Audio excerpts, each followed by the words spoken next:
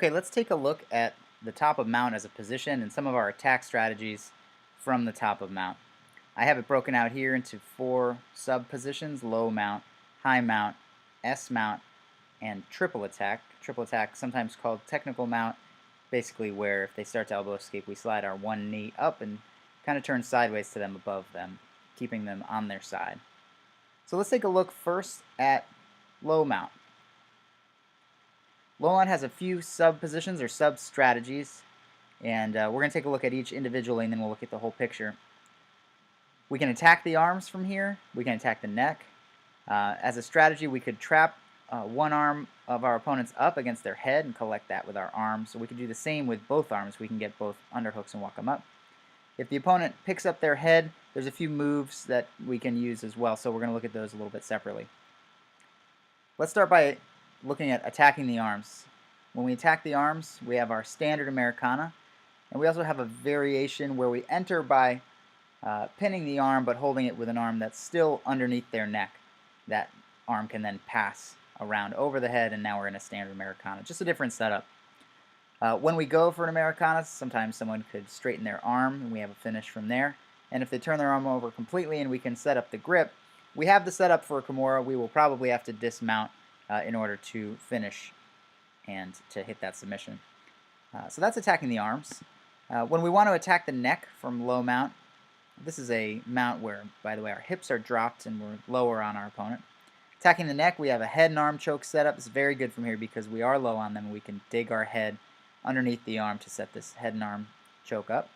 We have a nice Ezekiel choke right there. We can use our sleeve or not. We can use the fist as a bit of a variation on the Ezekiel. And we also have the front naked choke, which is a grip where our elbows lined up with their chin from the top of mount. You have to be offset a little bit. And for this choke, it's really a rear naked choke just from the front. So those are the neck attacks that we have from low mount.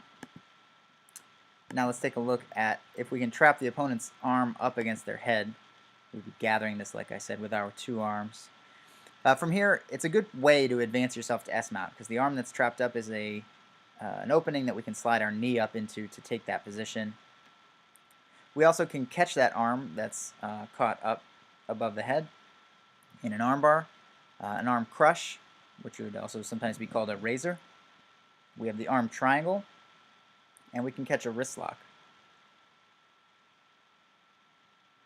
If we trap both their arms up, it's again a good way to advance ourselves up to a high mount or even all the way to S mount.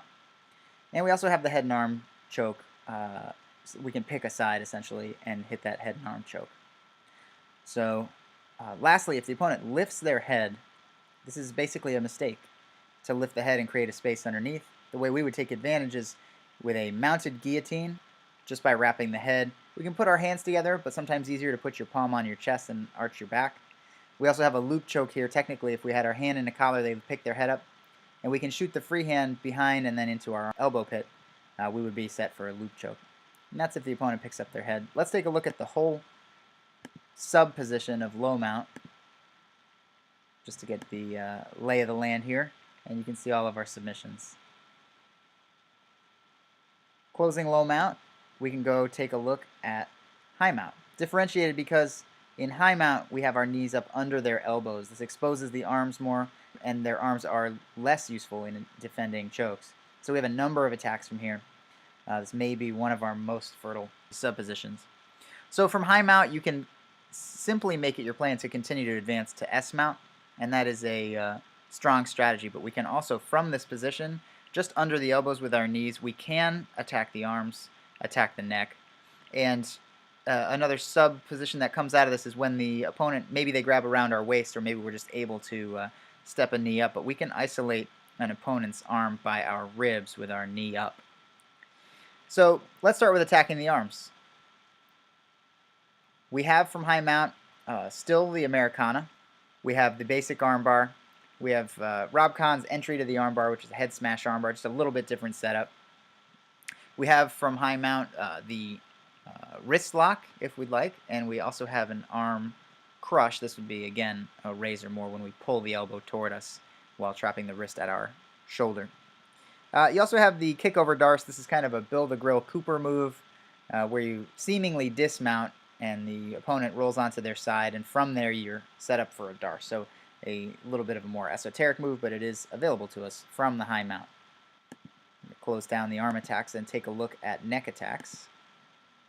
These gi chokes open up to us from the high mount. The front choke is the 4 fingers in the collar and the other 4 fingers of the other hand coming underneath your first arm. Reverse choke would be your second hand going thumb in over your first arm. So the front and reverse chokes are available to us. We can also set up an Ezekiel choke from here, but also some others. A paper cutter choke, where our thumb is in on one side, we pull the other lapel down. The nutcracker choke, where we roll our 2 fists in from the side. The push-pull choke, where we pull one lapel down while we drive the other one across. And the baseball choke, which of course is going to require that we change position to finish, but the setup is here. And we also have the mounted triangle, and this arm pin triangle simply means if we pin the arm out and then we can step over it with our leg, we can get to that mounted triangle. A discussion of this move was made popular by Heron and Henner Gracie in one of their breakdowns where they talk about flying direct or stopping in Chicago. And that's what I mean by the arm pin triangle. If we can isolate the opponent's arm up by our ribs with our stepped up knee, again, frequently because an opponent wraps their arms around us, this becomes available. These options open up to us. We have the Kimura. The arm is, as you can imagine, up and backwards, kind of bent over our knee. So Kimura is the simplest move from there. The wrist lock just behind it in terms of simplicity. If they straighten their arm, we can keep it at our shoulder and pull the elbow toward ourselves for an arm crush or a razor. We can use this good position to get ourselves to a mounted triangle, to sit back for a standard armbar by stepping over the head. And actually, by rolling off, we can hit an omoplata, and we can even hit a gogoplata from here as well. So, taking a look at the entire high mount position, we can see, let's get all the moves sort of in one view, and this would be our high mount position. Moving on, let's take a look at S-mount. S-mount will be the further continuance of improved position from low mount to high mount to S-mount in terms of making the opponent's arms less helpful in defending. So a very good position, S-mount. Let's take a look. Our sub-strategies from S-mount. We can attack the near arm, we can attack that far arm, or we can attack the neck from here. So attacking the near arm is probably the most obvious attack strategy. We do have the arm near us set up for an armbar, especially if it is the arm on top, looking at your opponent's weaved arms. If it's the arm on top, you have a good shot at hitting this near armbar. You can do it by sitting back or by sitting up with it. That's what the upright armbar would be. And the wrist lock is, of course, also here. Attacking the far arm, we have the arm crush. We pull it across, keep it on our shoulder, and pull the elbow toward us. We have a Kimura or an Americana as well, based on which way they might try to escape that arm from our grips.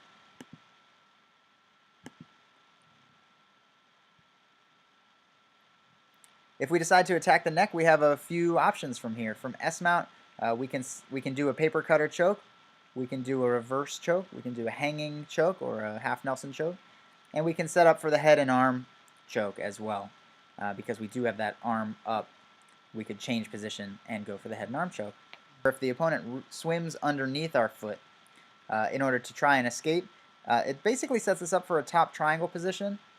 And these are the moves that become available to us from here. We have the triangle, of course, an armbar, we have an arm crush or razor. We have the Americana or Kimura based on which way they try to escape the arm. And from here we actually also have the omoplata and also the burrata plata. So taking a look at this entire position, S-mount, we have a number of attacks, and here they are.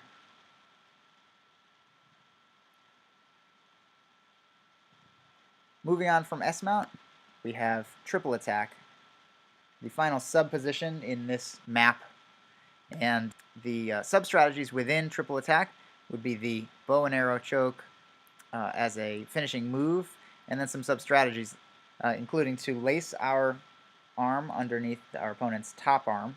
This is going to yield the most options for us. We have gift wrap control from here, and we can go directly to attacking the back. There's more than one way to do that. So let's talk first about the bow and arrow choke. Bow and arrow choke is listed separately from lacing underneath the opponent's top arm because technically we could set it up without lacing underneath that arm. We need no more positional improvement in order to hit our bow and arrow choke. But if we do lace underneath the opponent's top arm, that bow and arrow choke you'll see still is on the list. The lace and pin armbar is the armbar, simple armbar basically from triple attack, where we would pin the head, keep our opponent facing away, lace the arm with our other free arm, and sit back for the armbar. We also, of course, have a wrist lock from here. The half Nelson choke, or the hanging choke, and we have the Ezekiel choke with the arm in from here. You can also switch from this position to the head and arm choke setup. Under gift wrap control, you can see we have a number of options as well. Gift wrap, of course, one of our favorite positions in terms of making our opponent feel terrible and defeated. You can control the arms from here and drag to the back, and you can also drag the person's torso back using the trapped arm, which forces the belly down. You can take a nice belly down back position from here. We have the bow and arrow choke. From the gift wrap, you can just turn your grip over and attack that collar for the bow and arrow choke. We have the Ezekiel choke, again with the arm in. We have the head and arm choke set up if you decide to switch position over to that head and arm. And then we have the gift wrap armbar, differentiated only really because we're going to have to pass our arm back across the face in order to sit back.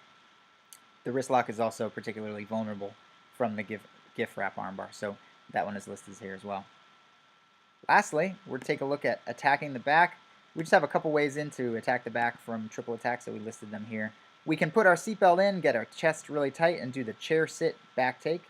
And then another option is if we get control of the opponent's chin, we really can turn the head, use our foot in front of them as a lever or kind of a jack to get underneath them and belly them down with our hooks in. Taking a look at the entire triple attack position, you can see we have a number of attacks from here that we can see all at once. And then let's take a look at the entire top of mount landscape for attacking. And we can see them all listed here. You can see there's quite a lot to do for mount. Of course, one of our best positions, sometimes underrated.